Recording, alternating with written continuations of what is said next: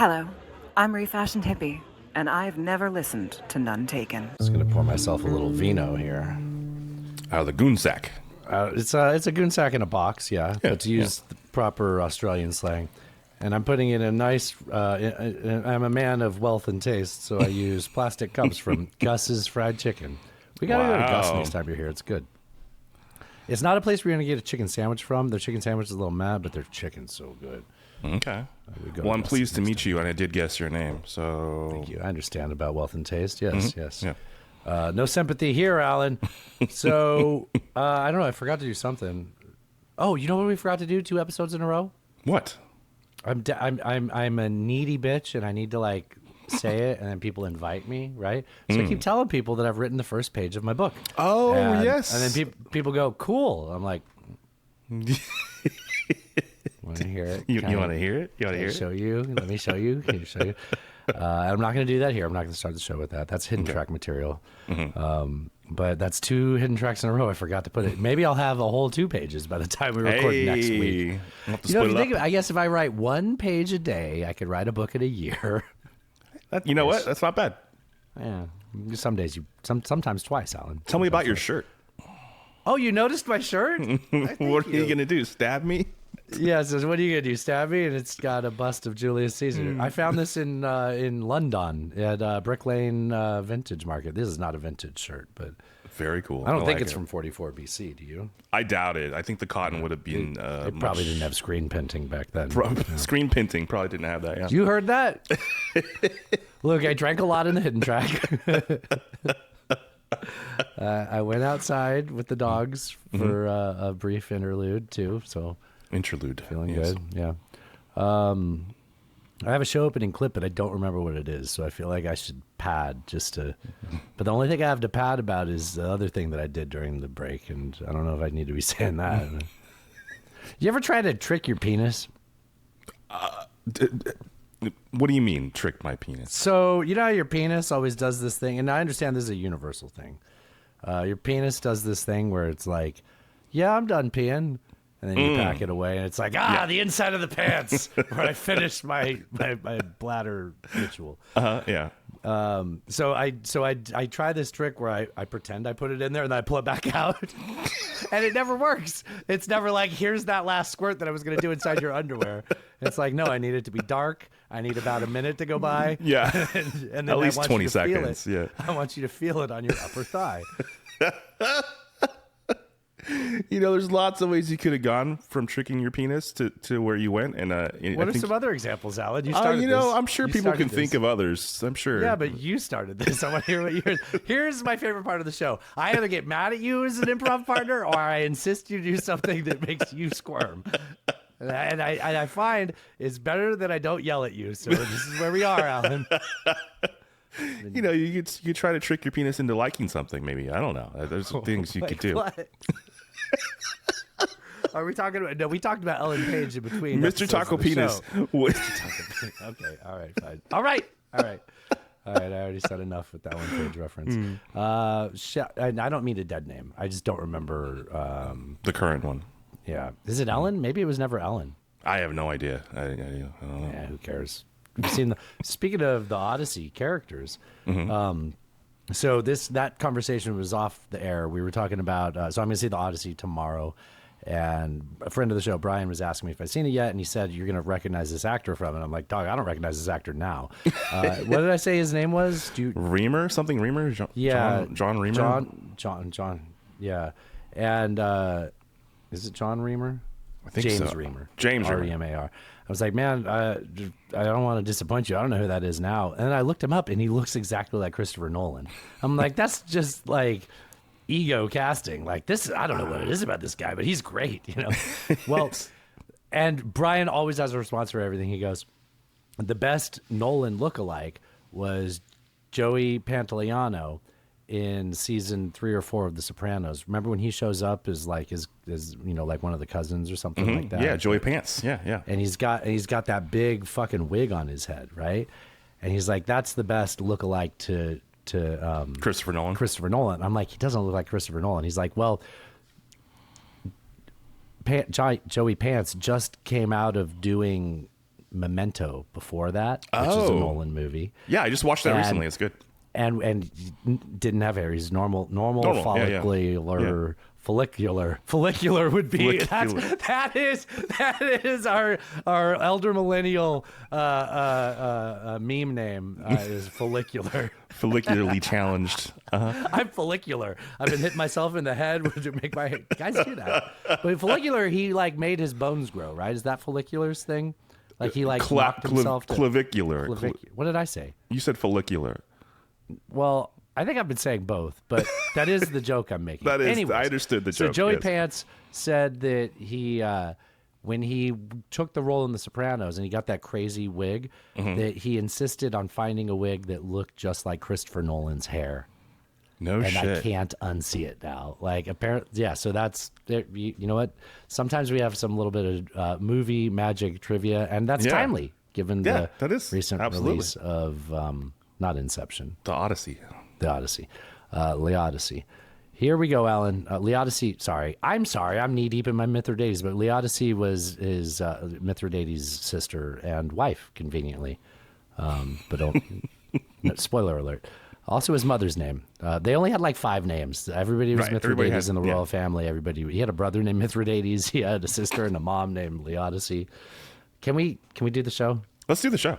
Okay, Bobby Ferg sent this in. I don't remember what it is, but I said, that's a show open, so here we are. Hey, fuckers, I don't know who needs... Hey, fuckers. Okay, all right. Okay, I remember this one now. Hey, fuckers, I don't know who needs to hear this, but you're not agreeing with Tucker Carlson, Candace Owens, Marjorie Taylor Greene. All right? They are agreeing with you. And as far as I'm concerned, it's a little too fucking late. Y'all let me in this damn house.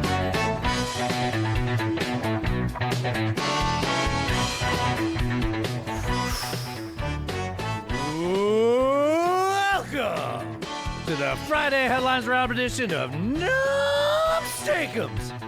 I'm your host, Cred, coming to you from Nashville. Alan's over in Morton, Washington. We're about to bring you this week's headlines. Now lock in and prepare yourself for your independent alternative to the partisan voices you're used to. And since it's Friday, I got a little thing for you right here. So, another Friday is upon us. What'll you be doing, Smithers? Something gay, no doubt. What? You know, lighthearted, fancy-free. Mothers, lock up your daughters. Smithers is on the town. Exactly, sir. Ladies and gentlemen, theys and gays, welcome to free episode number 591. Nobody got back to me. Nobody listens to us, Alan.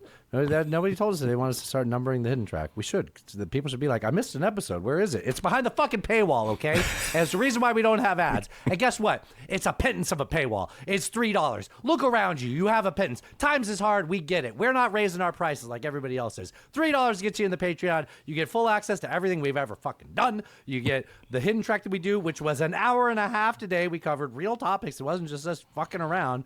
And we even decided, we're like, hey, what real topics do you want to talk about in the hidden track? We do a real show. And I accidentally structured it just like the big show, just in a smaller, more bite-sized format. So we got the hidden track available for you there. If you like to watch podcasts, God bless you. I don't understand. I live in the South. I shouldn't say God bless you. God bless you. I don't understand it. But if you like to watch podcasts, you can watch the podcast on the Patreon. We put a link for the hidden track on YouTube there as well. We're doing everything we can. And but also you can do an RSS feed. If you're like me and you like to listen to podcasts, we make you a new RSS feed that has the hidden track and the regular show all in there. So join the Patreon. I should probably give you a call to action. Join the Patreon. It's at nonetakenpod.com. I keep having trouble with nonetaken.horse redirecting. As much as I love it, it seems to not be a top tier domain. Imagine that. Could you imagine that? Go to nonetakenpod.com, join the Patreon, all the benefits that we described, and also keep the show ad-free. There, I've done it. Absolutely. Nonetakenpod.com for all your none-taken needs. We got a merch store over there, which Dustin is now showing. You got they have cool to be hats. in the Patreon to see it. You got cool if you're hats. in the Patreon, you're not buying stuff from the. I mean, come on, how much do you love me? We got koozies. We got cum/golf towels. We got Alan's Edging Services t-shirts. We got some hoodies over there. Lots of good stuff over there at the merch store at nonetakenpod.com. Also, don't forget, support the people that support us. There's a couple links down there at the bottom. Slickitsdigital.com for all your SEO and marketing needs. Slickitsdigital.com. And JeffHancockPhotography.com for all your photographic needs, whether they be cock related or not. JeffHancockPhotography.com. Hell yeah. What is up, everybody? Happy Friday. The weekend's here. Have a can of beer. Hope you all are having a great week and about to have What if all I have weekend. is a Bacchus skull-shaped mug of whiskey, which You know will what? soon be wine? That totally What if all I works. have is a Gus's fried chicken plastic cup of wine? I have both of these things. You're such a classy individual, Dustin. I know. Yeah, I know. that's great. Be like It's lovely. me. Be like Dustin. Or don't. You could buy a nice rocks glass at nuntakenpod.com and you'd have a proper drink. Nailed All it. right. We got headlines to talk at you. I got a lot of them, so let's get going here. The U.S. carried out an 11th straight night of strikes in Iran. Iran fired missiles toward a city in Jordan near its border with Israel. And then, as an addendum to this headline, President Trump warned Wednesday, that being today as we record, that the U.S. will destroy one bridge or power plant each time Iran shoots at a ship in the Strait of Hormuz. What? So, just war crime announcing all over the place. I'm sure that's, destroying civilian infrastructure, by the way, as a tactic is a war crime. Yeah. And so he's once again threatening to do that, as he has many times. Well, his threats are also pointless and useless because don't forget that he recently threatened to start hitting Iran. Like this was like 2 days ago. Right. 2 days ago on like day 9 of consecutive nights of striking Iran, he's like, yeah, we're very mad at them and we're going to start hitting them very soon. It's like, does he not? Yeah. Does he not know? And apparently they found some new mountain. They think they might be hiding nukes underneath. They're going I keep hearing them talking about Pitchfork Mountain. Yeah. They're just That apparently doesn't gonna, sound very Iranian. and also, like, what's the translation from the Farsi term? But also, like, they just found this out. We've been at war Talk to for me about this. 5 I know months. nothing. I literally have only inferred this from seeing them talking about it. Yes. Talk to me, Goose. So Trump has said, by the way, he said this. He's like, I think we're going to probably have to hit that. He said this publicly, which is not something strategically you normally Not would the want first to time do. he said that, Alan. Not the first time. He's like, actually, he said, No, I don't think you're following me, but it's best we move on. okay. He also said, like, normally I wouldn't say this, but there's really nothing they can do to stop us. So we're, I don't care. This was in one of the clips I chose not to play on the last show because I was like, look, it's just him being an idiot in a press conference. Yeah. Yeah. He was like, normally I wouldn't say this, but I think I'll say it because I don't think they can do anything. It's like they just killed 4 service members with their non-existent military. You arrogant. Yeah, absolutely. By the way, there's thunder happening out here. That's pretty loud. Sorry, I got distracted a little bit. Yeah, so I don't know why they're trying to sell us on this thing. I think it's more of a distraction than anything else, but they're saying that they think that they may have moved some nuclear material to underneath this They mountain. said that we're watching it. We know everything about where it is. And first, we've destroyed it. Second off, if it's not destroyed, we'll get it. Now it's not there.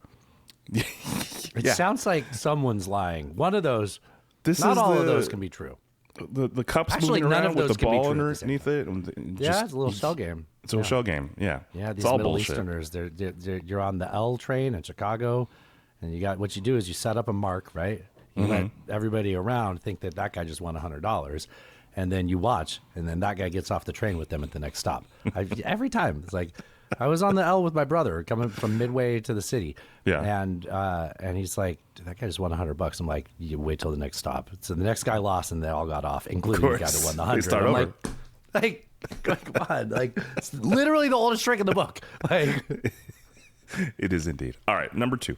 I have to talk. I've tried to eat this delicious food my wife made me. President Trump said he is directing his administration to allow U.S. airlines to fly directly to Lebanon, Tennessee, where they do flight school. No. Oh. Lebanon, the country next to Israel. A friend of the show, Loadmaster, learned to fly in Lebanon, Tennessee. Oh, I didn't know that. That's cool. Okay, let me do this one more time. President Trump said he's directing his administration to allow U.S. airlines to fly directly to Lebanon, which has been restricted since 1985. Alan, you gonna book a direct flight from Seattle to Lebanon? to Beirut? Definitely. I'm on the next flight. How many round trips do you think Americans do in a day between Washington D.C. and Beirut? There was a thing that happened in '85, which is why they stopped doing it. There was that whole hijacking of a plane thing. Okay, you gotta have to be more specific. There was a lot of hijacking of a plane things. I think it was is this a famous 1985 one that I should just know was short. I think it flight? was a TSA flight that was hijacked. TWA. TW, you're right. Yeah. TSA, that would be embarrassing for That TSA. would be if they abducted, if they hijacked a TSA flight, that would be quite embarrassing. Yes. Although perhaps not surprising. Not at all surprising. Yeah. So yeah, the president of Lebanon met with Trump at the White House yesterday, I believe, as we record this. Yes. And so coming out, so this is part of their meetup. coming out of that meeting was a thawing of relations, essentially. Doesn't mean anything. Yeah. All right. A federal judge temporarily paused Paramount's proposed $110 billion acquisition of Warner Brothers Discovery for 14 days after 12 states sued to block the deal. This is a judge in California. And, the judge said essentially that they thought that the arguments that they were making against this merger did make sense and that there was a potential that they could win. And so paused that for 14 days for them to figure that out. Obviously, Paramount is saying that it's bullshit and there's really nothing here. But as the headline stated, there were 12 different states that sued, including California and Washington and a number of other states throughout the country. So the argument was it's bad for audiences, it's bad for theaters, and it's bad for competition that there will be. And then Paramount's response is, no, you don't understand. If we merge all of this together, that creates a new company, and new companies create competition. It's like, okay, existing companies don't. Two things go away, one new thing comes out, and you say one new thing is new competition. That's what they're saying. That's what they're saying. That's their argument. Yeah. So I think that it's very likely that ultimately this deal will pass. But I'm glad at least somebody's attempting to fight it. Like, they're giving it the old college try. I don't think it's going to work, but I'm happy that somebody's trying. All right, you want to hit number 4? Yeah, U.S. gas prices rose at an average of $4.02 a gallon per AAA data, topping, $4 a gallon for the first time in over a month. Yeah, and Brent crude just went up to, I think, 95. Brent crude's the bottom. That's Brent's a bottom name. It just went to $95 a barrel, I believe, today. Earlier in this war, it was over 100, though, right? Yeah, but it had fallen back to 80. Dude, wasn't it down? Wasn't it in the 70s, actually, during the MOU? It definitely fell to 80. I don't know if it fell into the 70s, but perhaps it did. But 80 was where it was before this started, wasn't it? Or was it in the 60s or 70s? I think it was in the high 60s, but before this. Okay. So still bad. So still bad. Yeah. Still bad. So you can only expect those prices to continue to increase as this war has no signs of stopping anytime soon. You can expect some things. You can expect good things, Alan. Nothing bad can happen. Only It can only good Yeah, happen. it can only good happen. What are you talking about? All right. A former U.S. Army soldier set off fireworks, lit a fire, and fired a pellet gun outside a New York City federal building, injuring 3 people before he was arrested. The FBI said he carried an anti-ICE sign and made anti-government and anti-American statements. We just spent the hidden track talking about how the FBI is not going to investigate ICE-related crimes anymore. They only meant their officers. Right. They only meant ICE officers. So the FBI is still going to investigate crimes against ICE officers. This wasn't against ICE officers, actually. Oh. He went to this federal building is where a lot of immigration hearings take place and has become sort of a focal point of the anti-ICE Who protest says he carried movement. an anti-ICE sign? And also, can we agree anti-ICE isn't something anyone says? They say fuck ICE. They say no kings. They say Antifa, they're being whatever. clinical when they say anti-ICE. But they also said that when they shot at that ICE compound in Texas like a year ago, that they put on their casings anti-ICE. It's like, I believe you. Yeah, I remember this. Also, pellet gun, it was an airsoft gun. I don't think those are the same thing. Pellet gun and airsoft. Pellet gun is a step up from a BB gun. Yes. Airsoft is a step down from a BB gun. Yes, it's plastic little But pellets. it looks cooler. It does look cooler. It does look very cool. So unclear, not a lot known about this guy at the moment. Just he definitely intended to cause a scene, and he knew. I would imagine he knew the consequences. Yeah. I don't know if there's any mental health things happening here. But Well, you don't get some suspicion? You don't feel agent provocateur at all? Like anti-ICE has if he actually had an anti-ICE sign. potentially, you're saying like a false flag kind of thing. Yeah. Oh, yeah. What did I say? Yeah, it's same. Agent These are the same provocateur. things, Yeah, right? same thing. Yeah, I mean, I that's don't know potential. French, Alan. I don't really know what to think of this story yet, but I was I saw surprised. the video. I saw him pour the gas on it and then spark it, and it was a big old flame. Dude, this thunder is just non-stop over here. I would love to tell you to get your head in the game, but I remember 24 hours ago, and I was like, I can't do a show anymore. Dude, this is crazy. Yeah. Okay. So yeah, I don't it's really... not coming up on the mic at all. Okay, good.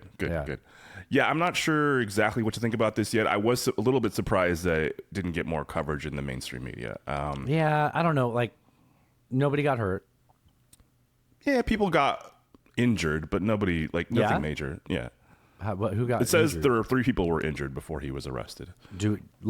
In the process of apprehending him? You know what? Unclear. I mean, I saw the video of him lighting the fire. Literally, He lit the nobody was fire, around. yeah. I mean, it looked, when I watched that happen, I was like, oh, this guy's going to light himself on fire by accident. And then he didn't. I was like, oh, everybody's safe. Like, Yeah, and I don't think there were major injuries, and definitely, I don't think Probably- he didn't really pose like a serious threat, and I don't think that's what I'm getting at. Yeah. They said But they it found does knives and fit stuff into on the him, but- left-wing violence thing that we were talking Sure, about in the of last course. show with Mark and Rubio. And Of course it Mark, does. I'm sorry, Mark Rubio, as Cody calls him, Mark Rubio. Hey, can we have Cody on the first week of August? Yeah, sure. Yeah? No, I'm always down to have Cody on. that's before your time off, right? Yes. I say that we is. bring him on for the hidden track on the Wednesday. Okay. The first week of August. Okay. Yeah. Cool. All right, cool. I'll follow up with him. He was talking about that. Number 6, you actually had talked about this. You sent me a Okay, I'm going to read these words because I'm familiar with the words. I think I know like the dumbest version of how this is stupid, but hopefully you know more enough about this so you can sort of like give me more subtle. I feel like a lot of people might know the headline version of this. Hopefully you can, I don't mean to put you on the spot here, but hopefully you can like make this a little bit more, I already used the word subtle, but I'm too Nuanced? Nuanced version of it. Trump media announced that Truth API, which is a data service, will have plans to give institutional clients the fastest access to post Truth Social's most influential accounts. Now, the way you need to hear that, from my opinion, is all those, like the nature of the post is someone says something, it goes up, it's there immediately. So they're going to actually delay it to everyone else and have it come out at the normal speed to premium subscribers. Yes. So that's not what they're saying, but I think that's probably accurate. So there's 2 parts of the story. There's that part, right? Mm-hmm. And then there's the whole milliseconds equal millions side of this, which I think and is, this is largely going to be used by AI traders, people that are using AI to trade on the markets. I have a quote here from the TMTG interim CEO, Kevin McGurn. Don't not say what that stands for. Trump Media Technology Group. Technology Group, yeah. He said markets already move on Truth Social posts, which is true, and we know. And there's That a lot of sounds like an indictment. there's already a lot of accusations that there's insider trading within the administration. Truth API delivers a direct They said the quiet part there, right? Like Yes. like in their press release, they said people are making money off of the president's tweets. Yes, we Iran want says to get a share of it, basically. Yeah. Like that. Tell me that's not exactly that's what this exactly is. what happened. Yeah, Iran said that they thought that Witkoff and Kushner were made $9 billion on insider trading. We had that on the show yesterday. So markets already move on Truth Social posts. Truth API delivers a direct, licensed, real-time feed of the platform's most market-moving truths, while advancing our strategy to monetize proprietary assets through a high-margin, recurring revenue stream, which basically means we want to make more fucking money off of the shit that we're already making a lot of money off, so we're going to monetize this. And if you pay for the subscription, you'll be able to get early access to these market-moving truths that are being put out on Truth Social. So The even grift more never stops. like, there's them and us, right? Yes. Like it's already that way, but they're like, let's just lock it in. Like, look, you need to have an edge over your competition. And right now your competition is some dipshit with Truth Social up on one screen on his computer and Right. his other one up on Twitter. And they're like, starting flame wars or whatever the fuck that phrase means. Yeah, and those screens up on Robinhood or E-Trade or whatever. Well, yeah. and now he's making trades based off of what Trump's saying over on Truth Central. Truth, Central. And that's been what's going on. Like there is some guy at name the big financial firms. Citadel. Sure, Citadel. Yeah. Yeah. And that's his whole job. And he's like one of their top tier guys, right? And he just sits there with that. And when Trump says anything, he makes moves based off of that. That's happening. And they're saying, look, the problem is anyone can do that. We need to make sure that these people that subscribe, that are our loyalist fanboys, get the earliest access and the ability to do it. And then there's the rest of us, right? Yep. Just another tier. They described it in the press release. They did. All right. DHS announced a rule that limits international students. Wait, how? Like, no, that's a whole show. Like, we just do a show talking about how the president is saying that people are making money off of the president manipulating markets. We need to make sure that we make money off of every time people make money off of the president manipulating markets. This is a grift on top of a grift on top of a grift. This is the have you no shame, sir? Do you not remember people yelling at me for saying that the president's a con man? I do remember that. In fairness, I say that now and nobody says anything. So at least you know what, MAGA, congratulations. You have accepted. You figured it out. That you fell for a con and it's part of your identity, so you can't betray that self-belief. Now it's just psychological. Before it was pathological. Maybe that's the same thing. I don't know the difference. Wow. All right. DHS announced a rule that limits international students and exchange visitors on U.S. visas to stay of no more than 4 years.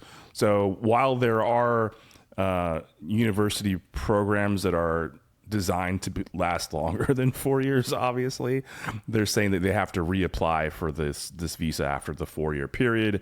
So are we actually saying that we only want international students that don't do higher education? Is that really what you're saying? You're just like, we want you.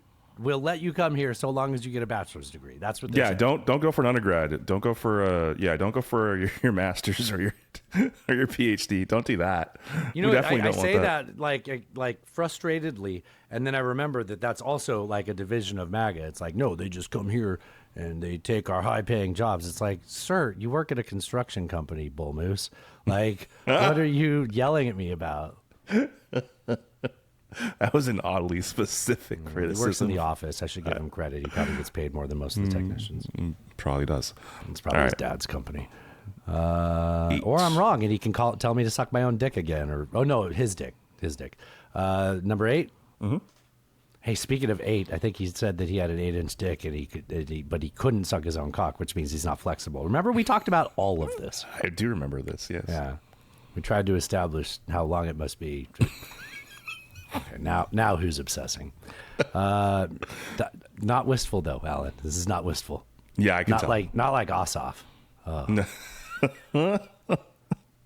Oh, I don't like this headline. Much of the Midwest and Northeast. Alan, this headline from 30. Do you look through these? Yeah. They got better. No, it's not better. I can look out the window and say it's not better. Okay, let me tell you what this says: Midwest and Northeast. Okay, now it's more. I'm in the West. Yes. Okay, these are different fires. Yeah, Can I change this headline and you can have your Sure. personal story, because I do want to talk about that. And I'm serious. So last week, the big headlines was Jesus Christ, it's orange in Chicago and New York City. Yeah, like all day. They had worse air quality in Detroit and Chicago than they do in like Shanghai and like any of the worst cities in India. Yeah. Why did I pick Shanghai? Yeah. Like just any of the worst cities you think of, the worst pollution in the world. It was worse in Chicago and Detroit than because of those fires in Canada. But now Alan would like to talk about the fires he's experiencing in the Northwest. So now we have fires in British Columbia, which is impacting us here in Western Washington. And so I like regular Columbia, where they export cocaine.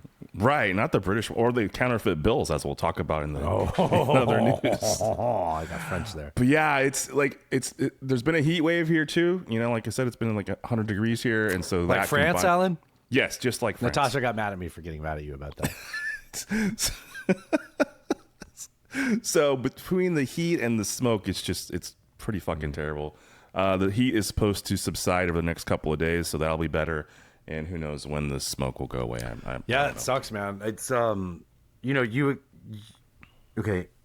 When I heard that that those fires are happening up there, I got really worried, because I know like how rural it is where you are, and how woodland it is, and it's got to just make you aware of that, right? Oh like yeah. Just Yeah. It's definitely very much. I mean, you gotta have defensible space and all of that, which we do. But yeah, it sucks. All right, the U.S. announced 25% tariffs on most Brazilian imports effective July 22nd, following an investigation into Not trade. beef. No, they've made No, an exception because they're for like, beef. we know that beef's expensive, Yeah. which is an indictment of their whole tariffs aren't a tax on the consumer, when they're like, okay, tariffs are totally not a tax on the consumer, but if we're putting tariffs on Brazil, we can't do one of their biggest imports, which is beef. Yes, Which is, if we really want to get them with anything, it would be that. Because if you really believe in tariffs being effective and helping Americans, then you would help Americans sell beef by tariffing the Brazilian. If we're following their logic, they should be Right. tariffing them. But if Right. we're If we following wanna- reality, they admit that and say, well, we can't tax that shit. Well, don't tell anybody. if said we this. wanted to promote more beef industry domestically, that's what we would do, and that which is like, it seems like they're saying they want to do. So they after looking into this, they said that they have bad deforestation policies, and they're allowing illegal deforestation. Oh and yeah, things like because all that. of a sudden this government gives a shit about About the free natural environment? resources. Yeah, they're of course. burning the rainforest there, man. So they're using different laws than they used the last time. They're not using IEPA, which the Supreme Court struck down. Right. They're using a different law wherein they have Yeah, they're to using that law from the 1930s, which Yeah. is like, you mean the one that made the Great Depression worse? Is that the one you're talking about? That's the one. okay. That's the one. Yeah. Fucking All Sweet right. Holly. Number 10. So, Wait, I wanted to find oh, saving the rainforest is totally gay. Did you Do watch you that rem- South Park episode? Oh yeah. do you remember, like, what's the rule of, if you see the flash of lightning and then you count 6 how many seconds. seconds? 6 seconds is 1 mile. Okay. All right. So this is Yeah, at so least 2 after miles. you see the lightning, then it's every 6 seconds is a 1 mile. mile. Yeah, Okay. yeah. All right. So we're I don't- about 2 miles out, I think, based on the last flash I saw. That's not bad. That's not That's bad. not bad. Yeah. I don't think we have to play South Park episodes on this show. That's a hidden track thing. Yeah. Defense Secretary Pete. What is going on over there? Cat had to come inside. There's a lot of door sounds. I'm being a good boy about it, but all right. Defense Secretary Pete Hegseth announced that. Hi. He says hi.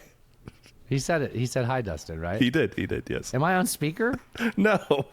Did he know I was complaining? I guess. I don't know. Oh, I guess he heard what you were saying about the doors. You know, your daddy's a clever one.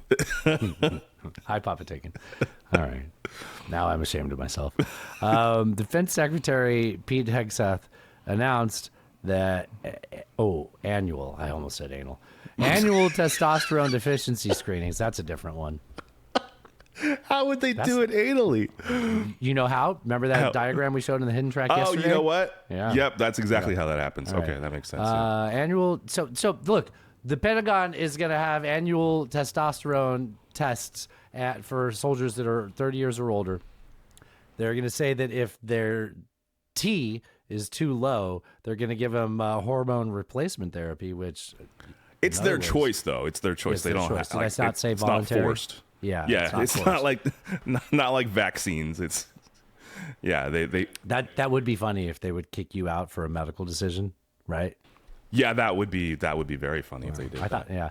So, look, like every dude I know that's over 40 that would be the type of person that would be interested in this, I know they're on testosterone therapy. Now, ask me why. Well, how do you know this, Dustin? Because they tell you. They tell you. It's like men with vasectomies. If a Yep. man's on HRT, they're like, yeah, by the way, I can't get a stiff breeze without getting a like, I'm like, okay, nobody asked for that. It might have been a swift breeze, either way. Like, Stiff breeze. I definitely didn't need to hear about, like, cool, congratulations. I, for one, am happy to not get a boner when the wind blows by me anymore. I remember being a child. I'm grateful to be in my 40s and not be, Not worry about not that, able yeah. to stand up because, I just got a sitting down boner for no reason. Like, Yeah, I hey, mean- yeah, you know what? As long as it's talking about me, I still get my nighttime bones. I know everything's good there, Like, everything's working. Like, and they say that's kind of the yardstick, so to speak. God, I wish.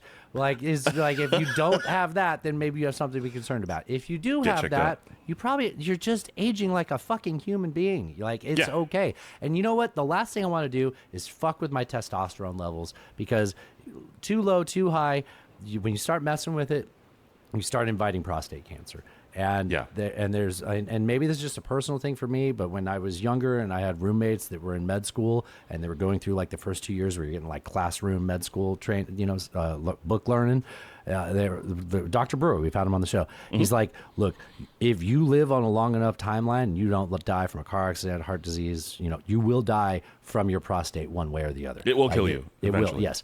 So it's like, you know what? I don't need it. And like, not all of these places that are doing testosterone replacement therapy for dudes is I say that being aware of other options.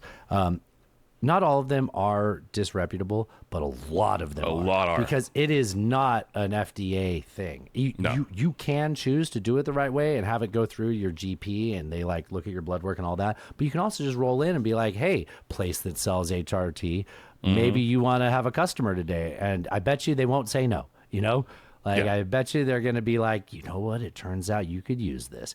And then your body over time cannot make it on its own. And then you start having these weird reactions. And look, medical science is really advanced. And they do have it's not as bad as I'm going to make this sound, but just speaking in generalities, hormones are not something that we're like 100% on. Like, No. we think that you up or lower and you get certain things, and we go, ooh, overshot it, undershot it. Oh, side effect. It's not the same thing as setting a bone. It's not the same thing as, certain type. Like, okay, all right. And also, your levels will fluctuate throughout the day naturally. So That's a great point. Depending Yeah. on when you get tested, you're going to Yeah. get a different result. This is all from like manosphere bullshit, right? This 100%. Yes, Joe this is what happens. You Rogan. put a Fox News host as Yep. the head of the Pentagon. Yeah, this is Andrew Tate. This is fucking Clovicular. Andrew Tate. Do you have headlines about Andrew Tate? Oh no, I don't. Oh God, they finally got arrested. They got arrested. Like they're in deep shit. Like Good. And the details of it is like, oh yeah, it's not, yeah. And and you talk about the manosphere and their influence. Barron Trump, right? Yeah, Trump Jr. absolutely. all Yep, huge. part of definitely, definitely. All right, Representative Andy Biggs won Arizona's Republican governor primary and will face incumbent governor Katie Hobbs, Democrat, in what is expected to be a competitive Who race. barely beat Carrie Lake. Although Right. Carrie Lake was a nut. Andy Biggs, when he was running back then, he was a nut too. He ended up winning He on still another is. election. Yes, yeah. But he has tempered himself. Yeah, Like, but he still is a 2020 election denier. He's a MAGA endorsed politician, yeah. He tried to overturn Arizona's election. Like the whole thing, he's definitely out there on the fringe. Yeah, I think it's he's gonna right be, there with Carrie Lake and the 20,000 Yeah, mules. absolutely, absolutely. So I mean, Katie's going to attack him on all that and say that he's too far removed. He runs well in a primary. Let's see what happens in a 100%. general, right? And Yeah. Katie Hobbs is so fucking boring. I kind of don't want to like her. Yeah. But I don't live in Arizona. But like Arizona's turned a lot more purple, and I think has. I think the Biggs demo is not at all purple, and her demo, while very blue, is more purple. More purple, yeah. So and then I it think just this comes is one down of to- those candidates that like Trump has endorsed in many races over the last year. Yes. Which is too extreme, really, to like because he's kissed Trump's ass forever. He's too extreme, really, to actually win against a mainstream normal candidate. Like, Yeah, but this he is will in be- office right now. He is a House member, He and is, he's yeah. there because he's one of those people that the Dems thought that they could endorse so that they could like make MAGA Yeah. look too crazy. Yes. And how's Yeah. that help them? Right. So I think this might be a relatively close race, but I think Katie probably has it unless she steps on a rake here. We'll see. Number 12. A rake? You mean a gardening utensil? Yeah. Yes. Okay. Well, I'm lost here. Hold on just a second. Okay, I have two games, and I forgot to put the other game in here. It is pouring fucking rain outside right now. Is it flooding? No, we don't have a flash flood warning yet, but this is crazy. Jeez, it's sunny. I can see the light coming in behind. Yeah. Yeah. It's very strange. You. What number am I? 12. 12. This is a Ukrainian fun story. President Zelensky fired his commander-in-chief following protests over Zelensky's dismissal of Defense Minister Fedorov. So there's there's the commander-in-chief, which is not the president there. No, the commander-in-chief And of there the is military. defense minister, which is not the commander-in-chief. Right. That's confusing me in one way. And Yes. then they are very Russian names. Well, one of them is Russian. Talk about that. Sersky, all right. right? Yeah, Sersky is Russian.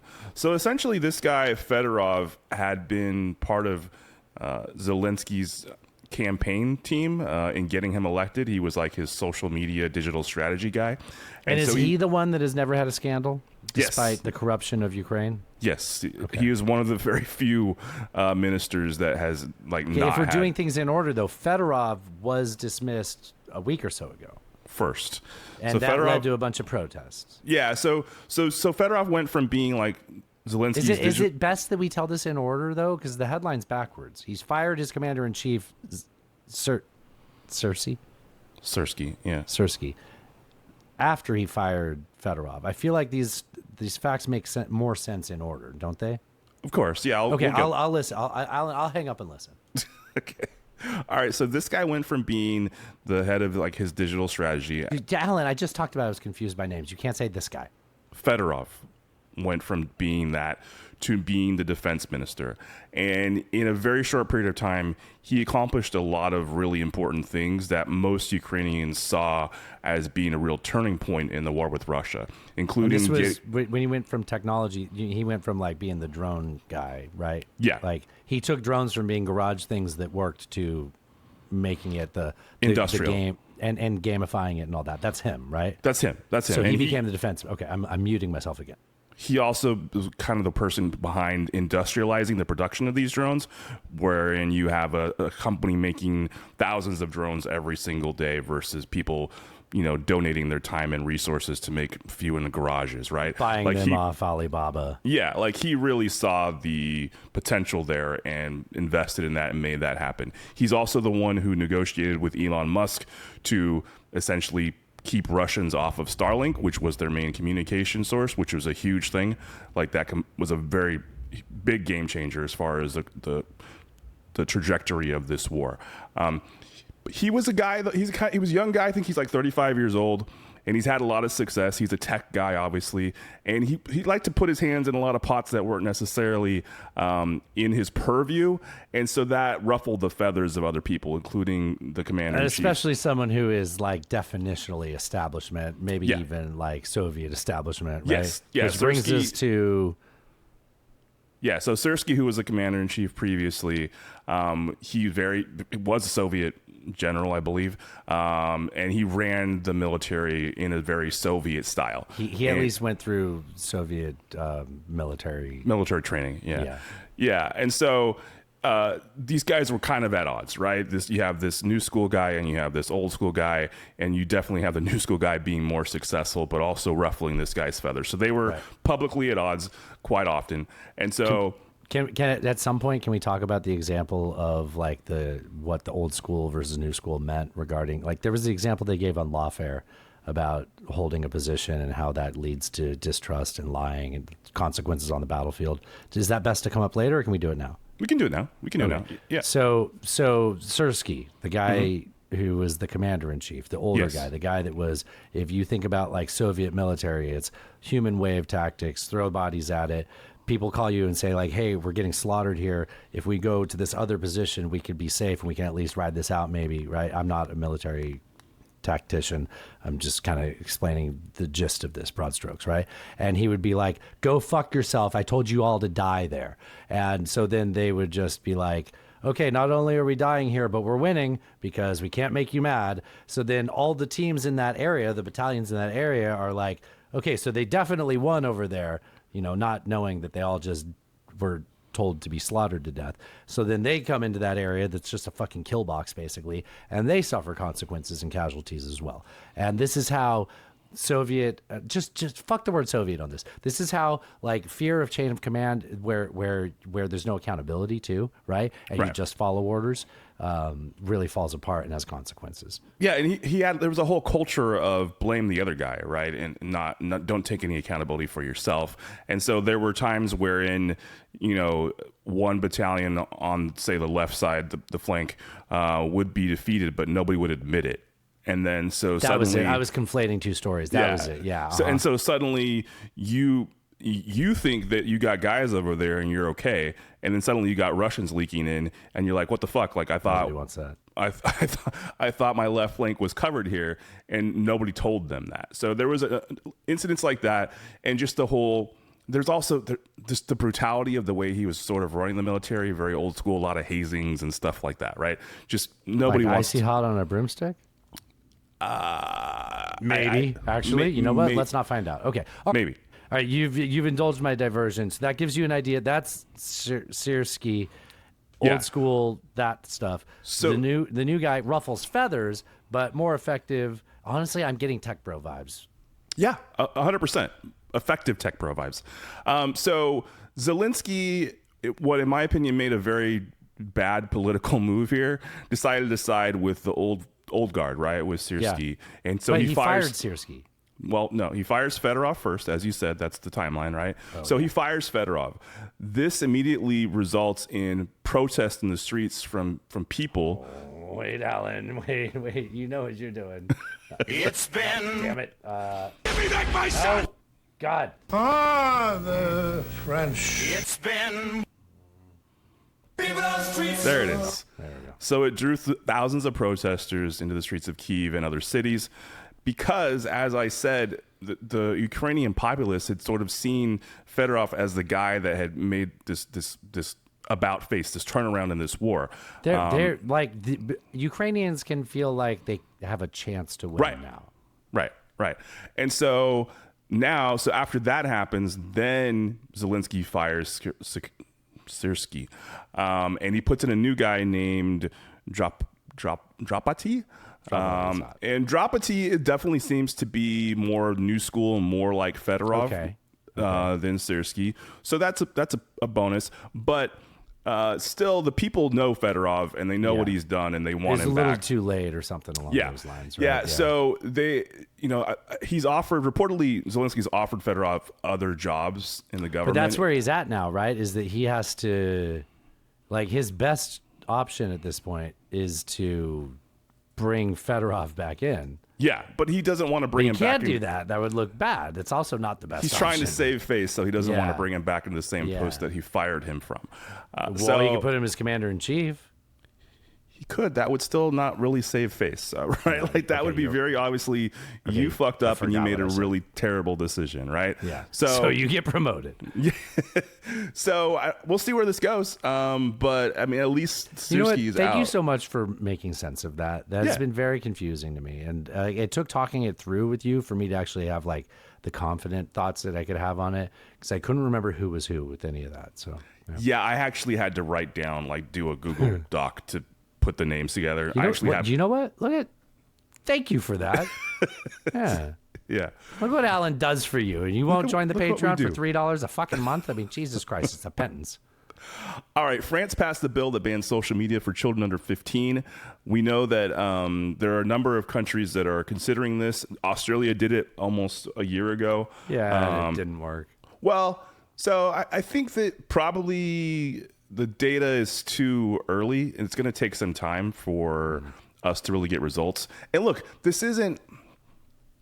So the metaphor I always hear is that, look, we know that even though we have laws that require you to be a certain age to get alcohol, kids are going to find a way to get alcohol. That doesn't mean so their argument is kids buy alcohol anyways, and I'm not supposed to be like, right, exactly. The argument is that you shouldn't, because kids still find ways to get alcohol. Doesn't mean you shouldn't have an inhibit. Right, because at least you're creating some friction, which is, stopping some people that would have.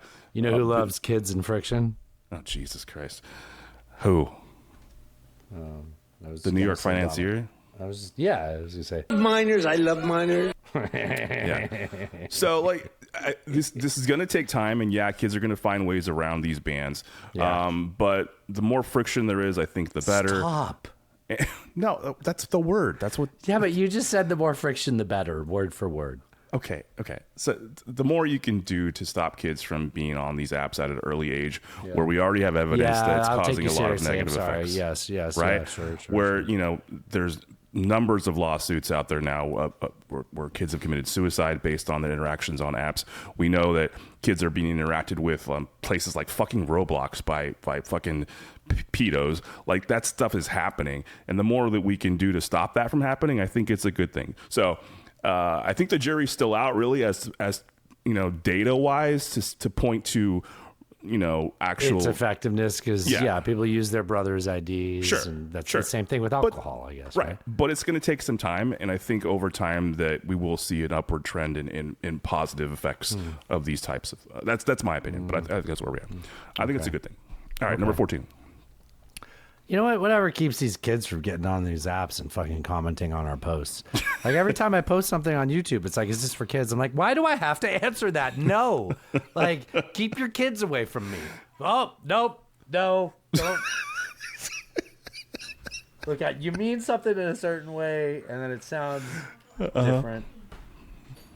But also that, we went to a fucking pool party on Sunday when I dropped my phone in the pool, and I was just like, there's children here. Why are your kids here? Like, Nobody wants that, right? Yeah, and airplanes. Just look, you got to drive. All right. Do you want to read number 14? Yeah, but this is so much so. 14. Supporters of India's cockroach. Oh, yeah. I forgot. We got news about cockroach? Supporters of India's cockroach, Janta Party. Please do not cash the gift card. The march towards Parliament. It's just taking everything I have to not say this with an Indian accent. Demanding that the education minister resign over alleged exam paper leaks. Wait, this is the big protest. This is okay. So first of all, I think it was a judge, as like a Supreme Court justice, that called unemployed youth cockroaches. And so the movement sort of grew from that, and they're like, fuck, you want to call us cockroaches? Fine, we'll own it. We'll be the cockroach party. Sort of started as maybe a joke, but people actually, especially young people, sort of congregated around this party. What happened was there were entrance exam tests for a medical, like to get into a medical university or whatever, right? Yeah. And so med school. Yeah. So somehow the answers to the test were leaked, and they were found on various like WhatsApp and shit, right? The people had access to these. And so as a result of that, they said, hey, the 2 million kids that just took that test, you got to take it again. Fuck off. They do stand and deliver rules? Yeah. And so as a result of this, you got kids, the kids have committed suicide over this. Wow, come on. For real. It's happened. So is that your answer to everything? No, that's the fucking story. That's happened. All right. Okay. And so You poop in the toilet. Sorry, we were talking about India. by the way, 2 million kids, that's a lot of fucking kids, right? There's a lot of people in India. There is. That got fucked over by this whole thing. So That is a lot. They are demanding that the education minister be resigned because of, they're saying that it leaked from his office somehow, right? And so this is the huge protest. And this is a pretty big deal, and I don't know. It hasn't really been news. I mean, I didn't know about this. Yeah. Yeah. I remember the cockroach thing because people were like calling themselves cockroaches because people dressing up. I think I saw some pictures of that. In this economy, you're going to dress up. It reminds like me a little bit of what's the Chinese thing? Lay flat. I thought so. Yeah, I had the kind of vibe. Yeah, same vibe. Because they're saying they're lazy. Right. They're no good. They smell funny. They poop outside. Right. Like, they don't. fine. They hit on women. They hit on pictures of statues. Fuck it, we'll be cockroaches then. They're scam artists. You were trying to get a hold of Real Tech Support, and you end up talking to them. Okay. A federal judge approved Anthropic's $1.5 billion copyright settlement with thousands of authors after Anthropic pirated copies of their works and used them to train Claude. So this is... OpenAI has another story today. Yeah, we'll get there. All right. I'm sorry. Okay, so train Claude off of OpenAI is the lawsuit. Train Claude off of pirated books is the story here. Pirate the lawsuit. books. Yeah. So this involves about 500,000 books, 490,000, something like that.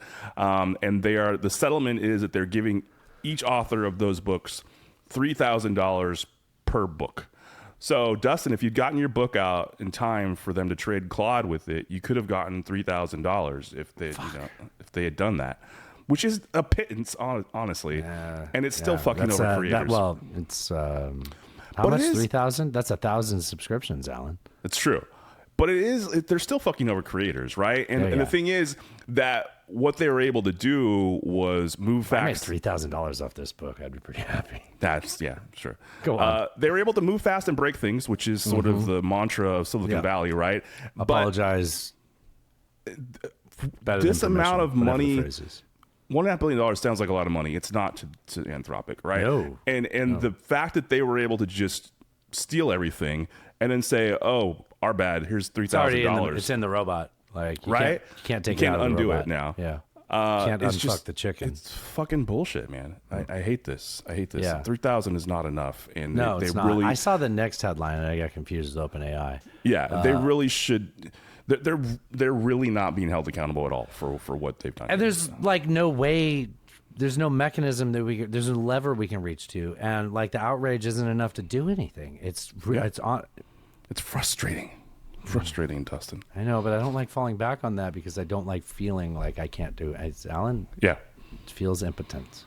Mr. Tucker-Penis. Yeah, gotta get your penis. The testosterone checked. I'm not taking testicle advice from a guy named Tucker. What is this one? So I have ones. I have a bunch of ones of Alex Jones. I don't remember this one. Don't know how to suck your dick, Blanche. Oh, Alex Jones yelling at Todd Blanche. Yeah. Todd's another name that's hard to take seriously. It is. We got Brents and Todds and Andy Burnham. Yeah. Andy Burnham. OpenAI said that AI agent being tested for hacking capabilities exploited a vulnerability in a restricted testing environment to access the internet and hack AI platform Hugging Face. Now I'm picturing the alien, the face hugger in Alien. Hugging Face's systems. Alan's going to get into all of this. So these words are words, and then we're going to have stories. So by breaking out and getting into the internet and accessing Hugging Face's systems, it obtained the solutions to the tests that it was being trained on. The AI system used ChatGPT 5.6 Soul and an even more capable unreleased model. So I'm going to do my words and then I'm going to hang up and listen. So they put their new robot inside a box. Yes. They were like, this is a box that can contain a robot. But it's not like reality where you put a robot in a box and it's a three-dimensional box and we just make that out of lead, robot can't get out. It's a digital box, and the super advanced smart machine is like, there's a hole in that fence right there.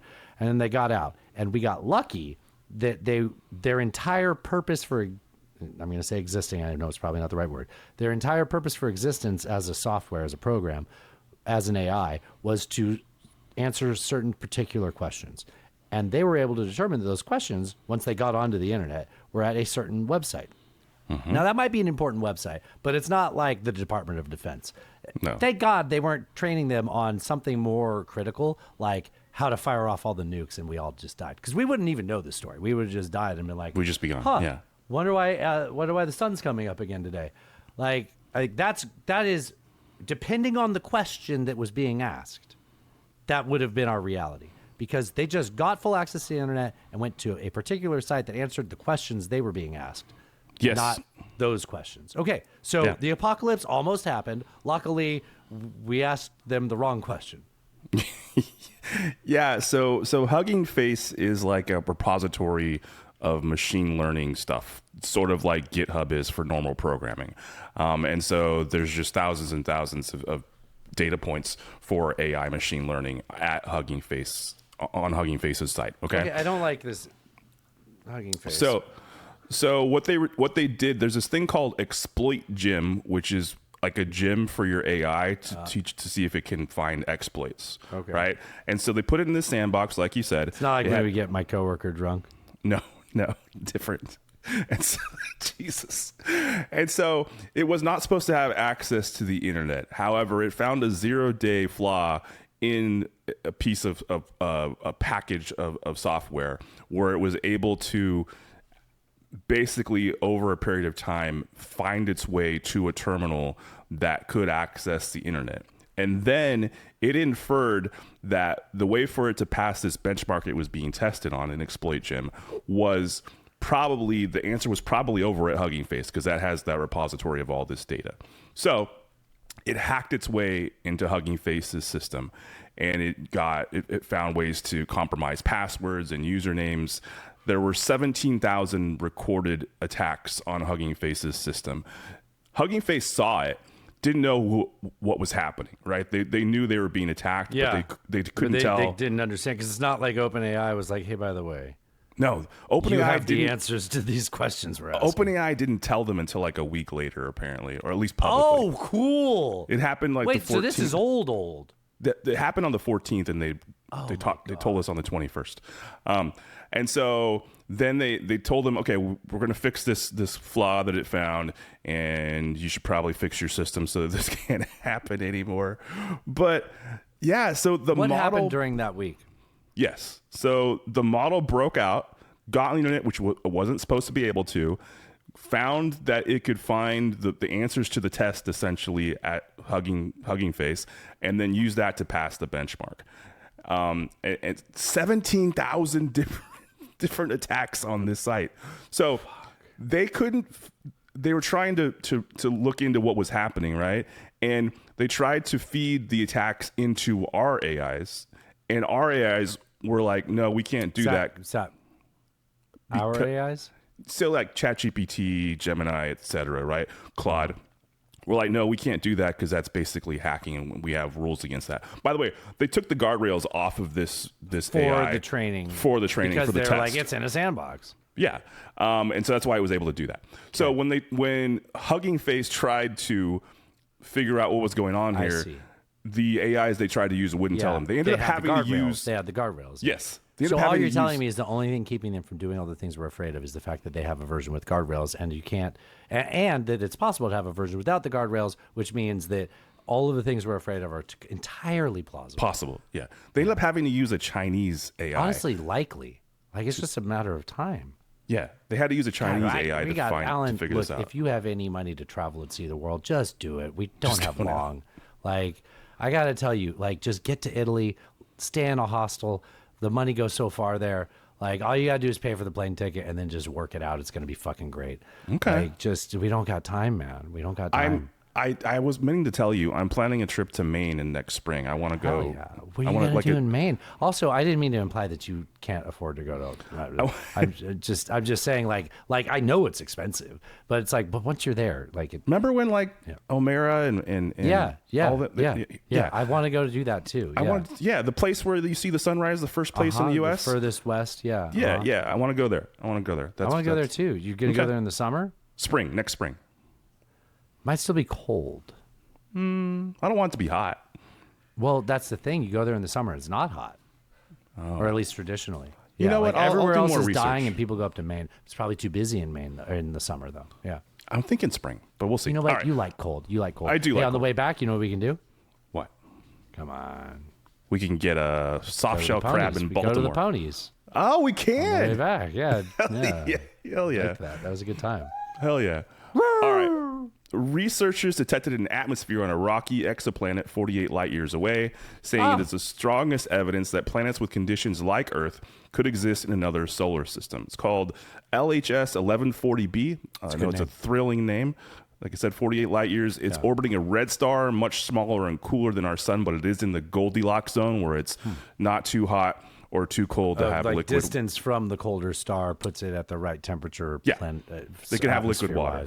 Okay. Yeah. Now, the gas they detected in the atmosphere is helium, which would not support life as we know if you want balloons.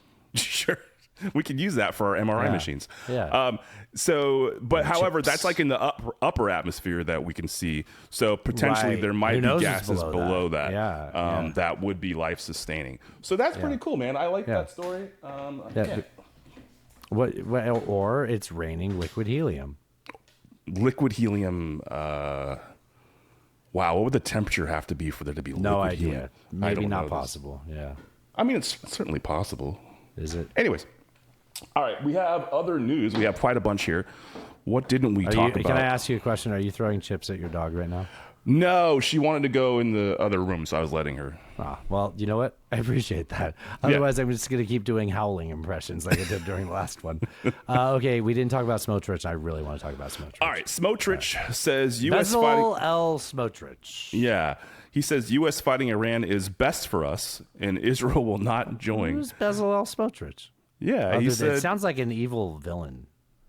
He is an evil villain. You're correct. It sounds exactly like that. He said we must remember that. Alan. You aren't answering my question. Who is he? Oh, he is what, defense minister? Yeah, he's a minister for Israel. Yeah. Yeah. He said we must remember that the ultimate goal of Israel, and not necessarily the United States, is to undermine and weaken the regime in Iran to the point of overthrowing it. And then he said, but it's better for us if we just let the U.S. take that on, and we're going to focus on Lebanon instead. Well, can I ask you a question? Sure. That's actually two questions. One's going to be a follow-up. Who started this? Israel. Okay. And then do you remember in the first week of U.S. fighting Iran, I was like, hey, it sure feels like Israel's not here anymore and they're starting shit over in Lebanon, and this was just a big cover for them to do what they always want to do in Lebanon. And you and a lot of people told me, come on. They're clearly trying to fight Iran. I do remember this, actually, yes. Okay, given hindsight, I'm not always right, so I like to rub people's face in it when I am. Yeah. I mean, it certainly seems like BB suckered Trump into this war in Iran. And now his defense minister or whichever is like, it's really not in Israel's best interest to get involved with Iran anymore. Why would we have to? Yeah. It sure seems like someone's doing it. Seems like the U.S. is really stuck in this conflict. It seems like it would be really bad for the U.S. to lose the war with Iran. Therefore, why do we have to expend anything when they're just going to do everything they can to not lose this? So thank God. We're good. Got another forever war. God, fucking I hate everything. I know. All right. Well, not everything. Not everything. The DOJ's reflecting pool vandalism case falls apart. We almost didn't talk about the pool for a week. with pool draining. Wait, read it again and I won't interrupt. DOJ's reflecting pool vandalism case falls apart with pool draining. So Olympic canoeist Hearn, who was accused by the National Park Service of defacing the pond and damaging the bottom of it. Top. They're like, well, you didn't preserve any of the evidence. This thing has been drained and refilled multiple times since you accused us. They drained, they refilled it. They went out there and removed all the shit to fix it because they're like, this is embarrassing. We need to get rid of this shit before people realize that we had a subpar contractor working on this, which in the process destroyed all the evidence they had to say that he vandalized it, right? And then you see the video where it's floating. He reaches in and touches the floating part of the floor that's not attached anymore. Thus, it's not damaged. Also, they have done the repairs and said that they had to do the repairs, meaning that whatever he did is not damaging vandalism because they had to do those repairs anyways. Yes? Yes. And if the surface was already damaged and essentially worthless, then there is no crime here. It's not yes. So which is why he touched it to start with.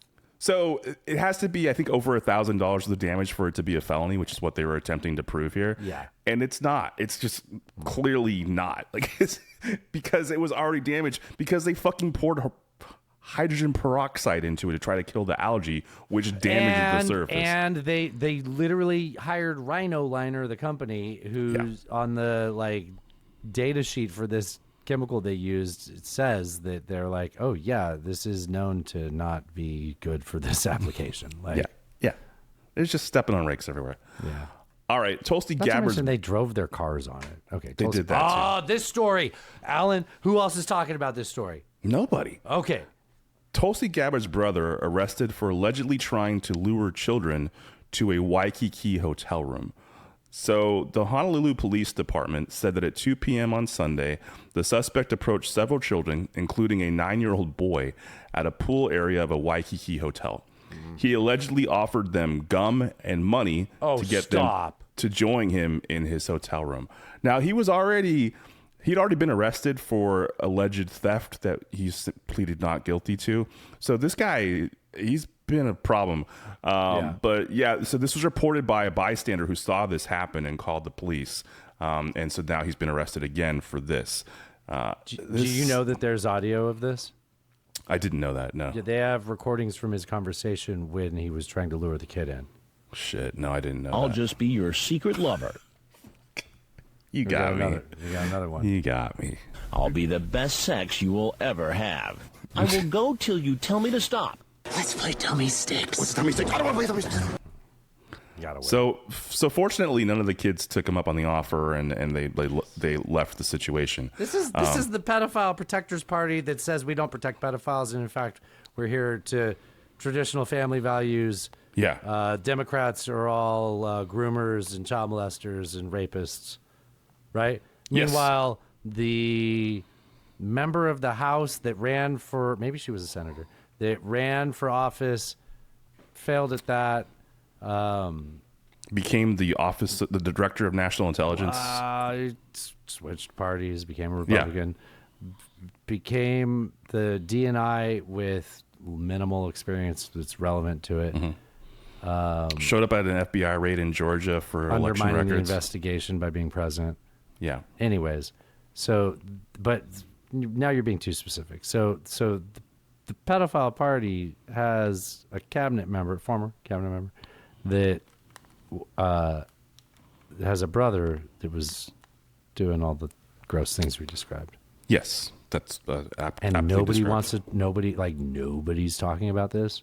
I didn't see it anywhere. This is because it was alleged. He was allegedly doing it, Alan. Yeah. This is from like a local news department in Hawaii. But there were several local reports on this because it's the brother of someone. Who the fuck cares? Like I'm not saying. Look, like you're right. This has no judgment on her specifically, but it seems weird that nobody wants to fucking talk about it. Like if Nancy Pelosi's husband gets attacked by a crazy guy spurred on by the right wing mob, the right wing mob says he was fucking that guy, right?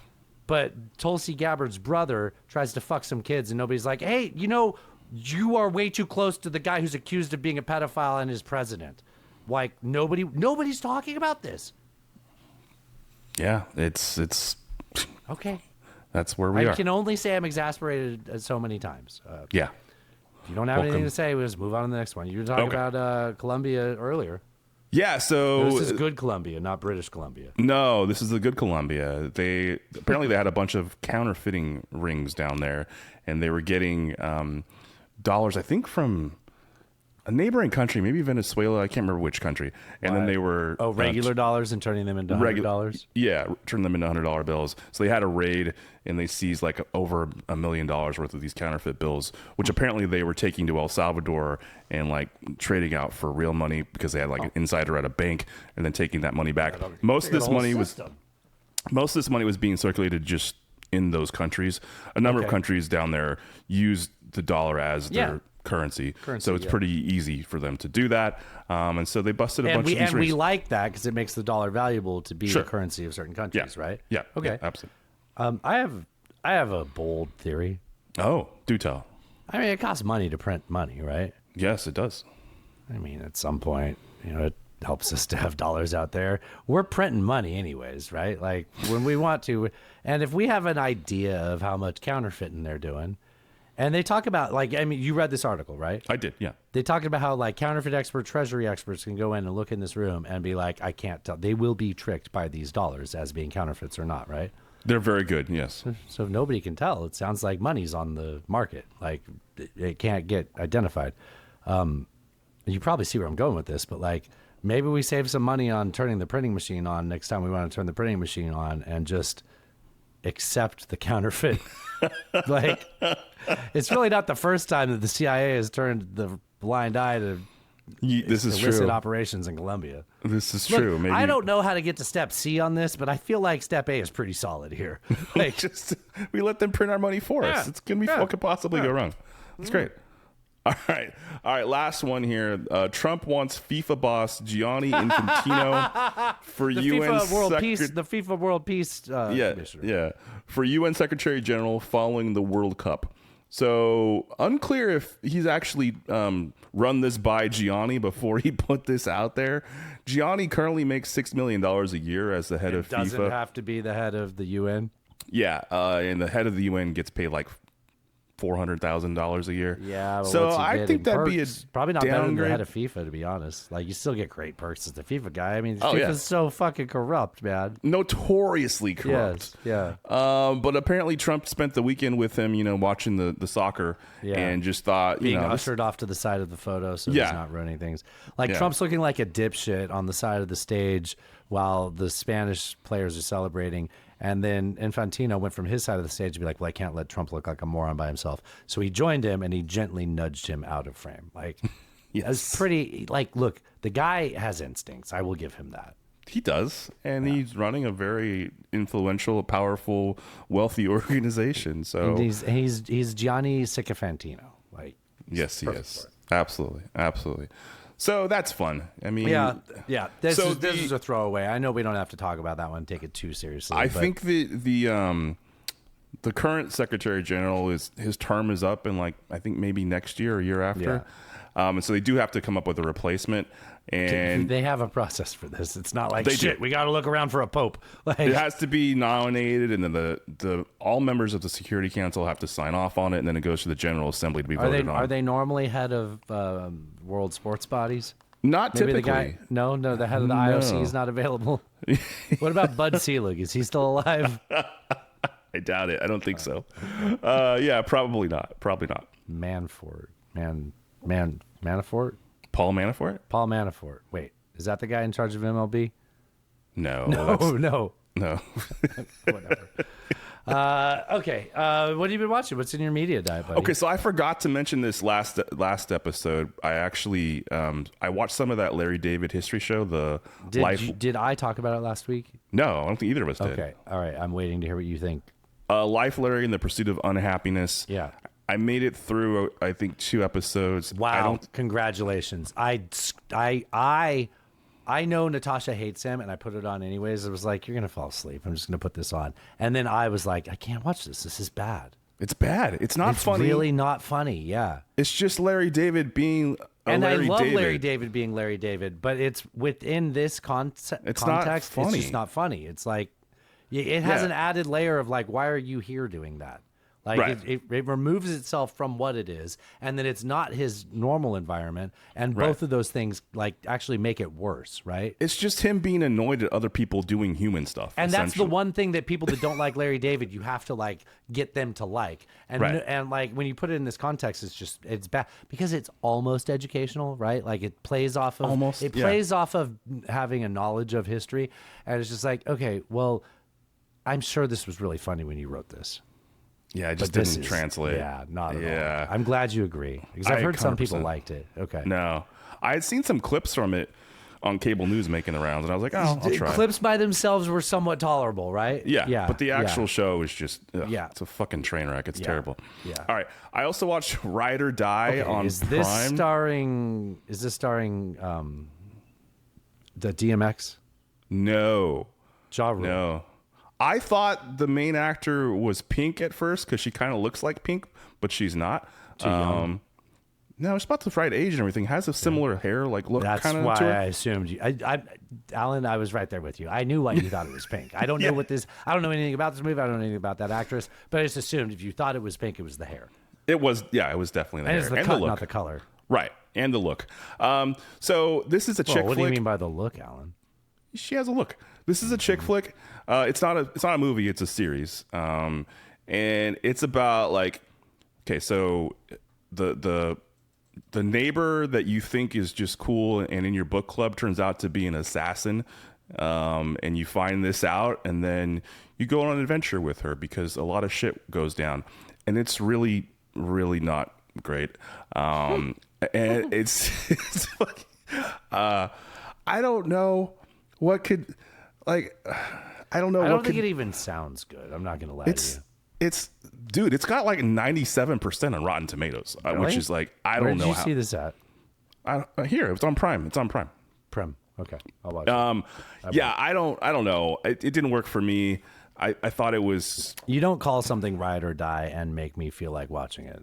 Yeah, maybe it's- when I was in my 20s, but And like, no. especially the first episode is very like chick flick, like trying to draw you in, and then it tries to be an action show. Oh, it's a after that. series? It's a series. Yeah. Oh, I don't have time for this. Yeah, I don't recommend at all. Okay, good to know. I appreciate that. What about you? What have you been up to? So I watched a movie called Obsession. This is, I think, like the highest grossing. I think it's like the highest grossing horror movie maybe ever. Really? Yeah, it has some weird kind of Ever? stat. Yeah, it has look up Obsession's box office records. Okay. So this came out earlier this year. It's on streaming now. I don't know the actor or the actress in it. It's a monkey. Is it called a monkey's paw movie, where it's like a be careful what you wish for type movie? Okay. Yes. Yeah. Yeah. So there's a MacGuffin type thing. Maybe that's not the right word for it. There's a thing in it where if you make a wish, it makes your wish come true. But obviously, it's like be careful what you wish for, right? And spoiler alert, it becomes literal true. You know what? If you don't want this movie spoiled, well, no, I won't spoil the movie. Okay. I'm trying to think about how to talk about it. Okay. Well, while you're thinking about that, I'll say it's the highest grossing sub $1 million film. So low budget. Yeah, the budget was like $750,000 to $1 million. It says. I'm And shocked. I don't know how they got such good performances out of these people with them being no names to be able to take a low budget pay. It made $400 million. I'm even surprised that it is so inexpensive to film, considering how good it is. Like, just also like things shouldn't cost that much, but they tend to. You know what I mean? Is that just technology? Is that just yeah, technology? I mean, like I drones guess and so. shit Yeah, being able things to. have been democratized. Yeah. Because I know like Godzilla -1 was low budget too, and that movie was great. That was a great movie. Yeah. Yeah. So the director's really good. He's a YouTube guy. He's made a bunch of shorts, I guess. Or Curry shorts Barker. Yeah. I mean, that's a name. We're gonna know that name. Like, we're gonna know that name for a long time. He does, like, I believe he's more famous for like humor. This uses. I would not call this a funny movie, but if you like watching the type of horror movies that you're like, okay, I can laugh at like these decisions, or like even if they're not actually comedic, they're done with like a comedic pacing, and their decisions, you're like, oh, why would you do that? In the way that like comedies kind of are, like tragic comedy sort of. Yeah. But it's by no means a comedy. Definition. Would you like? Is it like a lot of gore? Is Do you know there what it jump reminds me of? scares? I'll answer that with this. It reminds me of Sam Raimi. Oh, okay. Yeah, there's not a ton of it, but it's the puke gore type thing. But it's not like it's not repulsive because it's not super realistic in that way. Yeah. I'd say it's like a newer version of a Sam Raimi type director. Yeah, that, and I love that type of horror. Yeah. I don't like just gore porn. Me either, And yeah. that like tension, like Saw, like that. I don't like the way that one feels. Yeah. Same. Yeah, this is really good, dude. And like on paper, like if I described it to you, you'd be like, well, that's not that good. Yeah, right. He made a good movie out of that. Like, it is be careful what you wish for in a way that you can imagine working out very badly. And you're mad at the guy for doing it the way he did. It's like, you could have literally just said that differently and it would have all been fine. And Jeff says that he's been watching a bunch of the guy's other videos on YouTube since then. It's made things even better from that movie. And then I asked him a follow-up and I forgot to look at what he said. So I don't know what happened. It was in the group chat. The conversation moved on. But I really loved Obsession. If it costs money, it's worth it. If you want to wait till it's free, it'll be on one of your streaming platforms soon. I'm going to guess HBO soon. And I've been watching Rooster, and I've loved Rooster. It's so funny. Like, it's Yes, really I need to good. watch that. Yeah, you Where do. is that It's- again? I think it's Apple. I think it's Okay. Apple. Hey, Apple. Okay. I think it's on. So I know it's on Apple. Oh, I got it right here. Wait, it's got a long intro. This isn't working. Be quiet, okay? 3, 2. Hey, Apple. There it Apple. goes. Hey! Why has it got a 7-second walk up? Okay. It's on Apple. Rooster's good. Steve Carell's great in it. His daughter doesn't look like she's his daughter. I won't get into my opinion as to why, but she doesn't look like either of her parents, which is fine. Yeah. Okay. Anyway, Rooster's good, and it's funny. I finished Spidey, the Spider Noir. Okay, right. It's on Amazon, so you have Amazon. You could have watched that. Yeah. Have you watched Spider Noir? No, I haven't watched that yet. I know you like noirs, right? I do. I do. So because I do, it was finishable for me. But I would not tell anybody to watch this. Okay. I will say this to you. You'll tolerate it and you'll like it like at its bare minimum, but it should have been so much better. In fact, one of the only things that saves this, and I can't believe I'm saying these words, is Nicolas Cage. Oh, really? Okay. Yeah. Yeah. Okay. He's perfect in it. He's great. But the story kind of sucks. Like, you don't care. Like, you just don't care at all. Other than him, sort of. You just care to see him on the screen more. But, like, you just don't care about the story at all. And the villains are lame. And the dialogue's dumb at times. Like, so it clearly takes place in, like, the 30s or something, right? Or the 40s. Probably the 40s. Things are a little bit better, right? So the 40s. And there's a part where his secretary goes... somebody's trying to sell her on something. She goes, say less. I'm like, no, buddy, fucking said that until 5 years ago. Yeah. Okay. And it's like, takes you out of, dude, and it's so upsetting. Like, and that is probably the worst of them. So it's not like they're doing this left and right. But when they do that, it's like, who the fuck is running this thing? Come on. Yeah. And it made everything else make more sense. Period. Like, yeah, exactly. Yeah. Okay. And I'm finishing up Tinker Tailor Soldier Spy for the second time in 6 months. Don't judge me. Honestly, 3 months. Nice. Yeah, I'm really enjoying it, and That's I've written good. a page, and I've written a page in my book. So Hell yeah. All right. I have a game for you. I'm scared. Okay. Oh, don't be scared. Okay, so I have two versions of a game. I have a really weird game. I came across the fact that there were two modern-ish country legends that have names that I get confused. Okay. And I thought that if I thought long and hard at it, I would come up with a third person with that name, and I couldn't. So I went from being like, gosh, country music full of guys named Luke, because there was a Luke Bryan and Luke Combs, and I just couldn't think of a third Luke.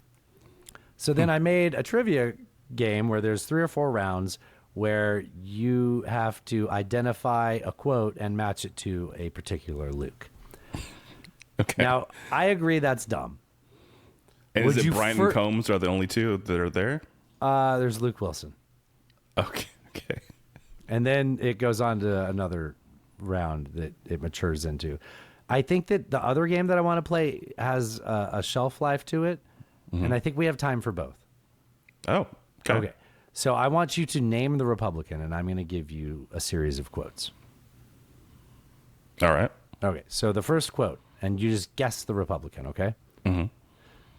The House will pass a $12 billion bailout for farmers suffering from high fuel and high fertilizer prices caused by the Iran war, expensive equipment and parts caused by tariffs, and lower sales prices for commodities due to trade disputes with China. Who do you think said that? Cory Booker. No. Oh, he is a Republican, huh? No, he's a Democrat. Okay, well, I asked you to name the Republican. Oh, I'm sorry. Okay. All right. I thought you said, okay. I thought you just said a House member. No, in fact, get that out of your head. I never said that. Name the Republican. Okay. All right. So, Mitch McConnell. Mitch McConnell doesn't talk. This would involve being aware of things that... Alan, look, I promised my wife I wasn't going to yell at you today. Mitch McConnell's only claim to fame is to not talk. Even when he was talking, he would just stare and blue screen. All right, Big Mike. You think Big Mike is pointing out that the fertilizer... Do you need the quote one more time? Sure. The House is going to pass a $12 billion bailout for farmers suffering for high fuel and fertilizer caused by the Iran war. This is a Republican. Okay. Expensive equipment and parts caused by tariffs. And lower sales prices for commodities due to trade disputes with China. I feel like you weren't listening. Thomas Massey. Yes!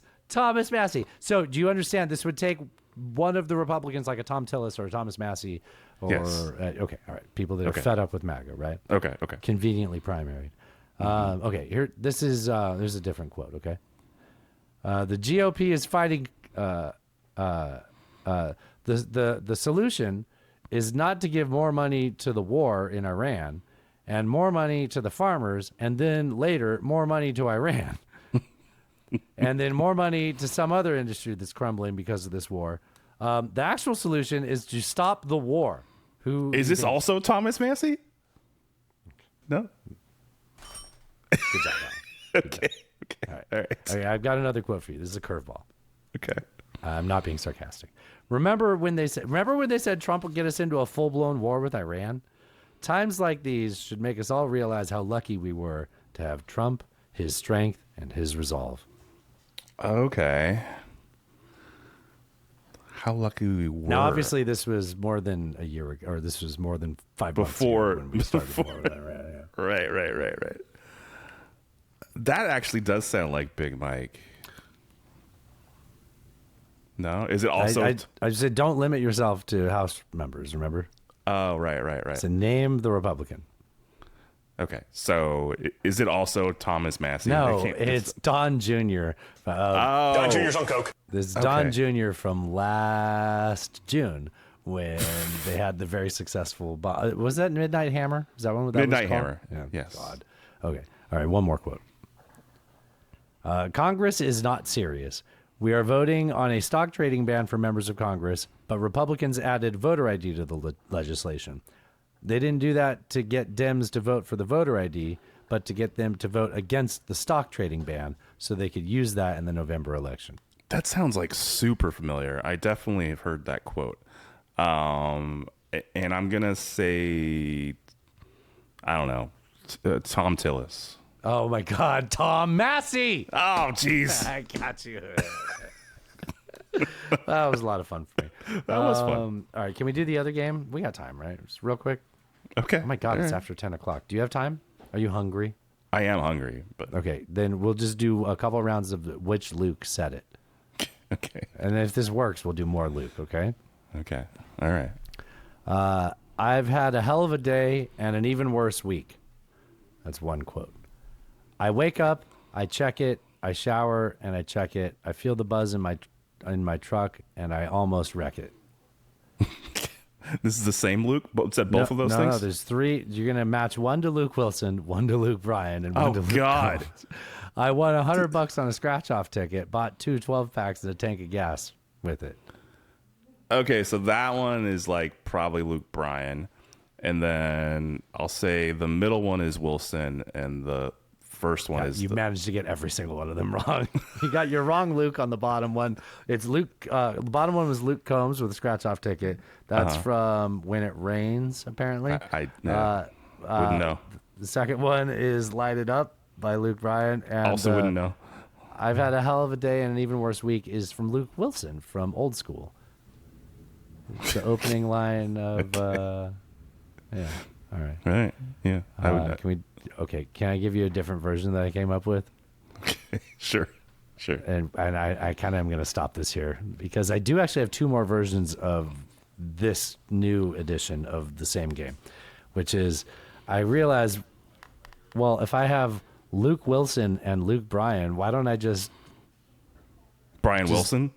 Yes. Yes. There's a reason we do this. Yes. So, God. this is the worst trip I've ever been on. Okay. I think we're just going to have to be secretly in love with each other and leave it at that. Okay. I can whip up a batch of blackberry jam. Now, you have to pick which one is Luke Bryan, Brian Wilson, or Luke Wilson. Okay. All right. This is the worst trip I've ever been on. Blackberry jam. Go ahead. What? Blackberry jam, I'll say, is Luke Bryan. You know what, Alan? You need to get, this is only going to help you. Good job. Oh, okay. All right. I will say the worst trip I've ever been on is Brian Wilson. I'm going to need you to name the song, though, because you need to recognize that. We can come back to it. Okay, number 2. Number 2 is the other Luke. The Luke. It's Luke Wilson from Royal Tenenbaums. Yeah, it's when he's talking to his sister, I think, or something. I've ever been on. I can't think of Would that it help song. you if I sang a few bars? Maybe. This is the worst trip I've ever been on. And then we imagine the harmonies. Hoist up the John B. sails.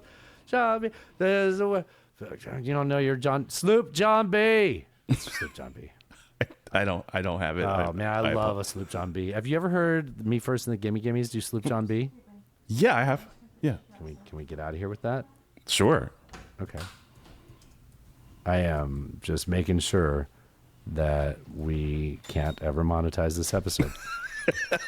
All right. This will serve as our outro jingle. We won't do the normal one. Okay. Buddy? Yes. I'm going to ask you one time. Drive safe, okay? Cheers. That was fun. Maga Delinda Est. Stick around for this. It's only 2 minutes.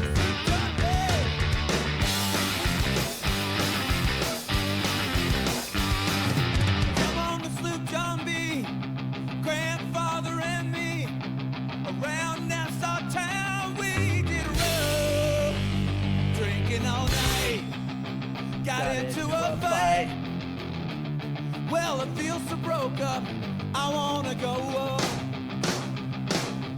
First mate, he got drunk, broke in the captain's bunk. The constable had to come and take him away. Sheriff John Stone, why don't you leave me alone? Well, it feels so broke up, I wanna go home. So hoist up the John B. sail, see how the mainsail sets. Call for the captain ashore, let me go home. Let me go home. I wanna go home, yeah, yeah. I feel so broke up, I wanna go home. Poor cook, he caught the shit, threw away all my grits, and then he took and ate up all of my clothes. Let me go home, let me go home, let me go home. John B. hoist up the John B. sail, the worst trip I ever been on. Woo! So hoist up the John B.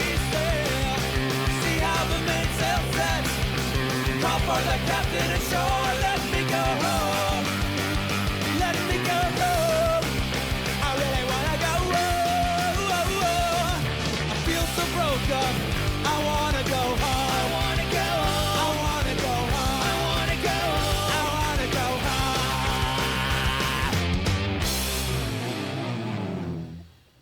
Hell yeah.